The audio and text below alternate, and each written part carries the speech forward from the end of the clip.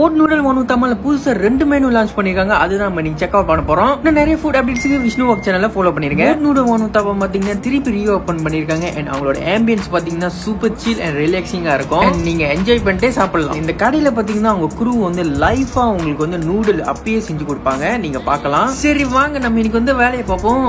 இதுதாங்க அவங்களோட lava egg கரப்பா. எனக்கு வந்து பாத்தீங்கன்னா லாவா எக் கரப்பா வந்து பிடிச்சிருந்துச்சு. ஏன்னு பாத்தீங்கன்னா டேஸ்ட் வந்து பாத்தீங்கன்னா நல்ல ஆத்தென்டிக்கா அண்ட் ஃபிளேவராவா ஸ்பைஸோ ஜூஸியா இருந்துச்சு. இது வந்து பாத்தீங்கன்னா அவங்களோட signature drink tea and green tea. அவங்களோட டீ வந்து பாத்தீங்கன்னா கொஞ்சம் டைம் டீ மாதிரி இருந்துச்சு. எனக்கு கிரீன் டீ வந்து எனக்கு ரொம்ப பிடிச்சி. கிரீன் டீ டேஸ்ட் வந்து நல்லா கவ்வா இருந்துச்சு.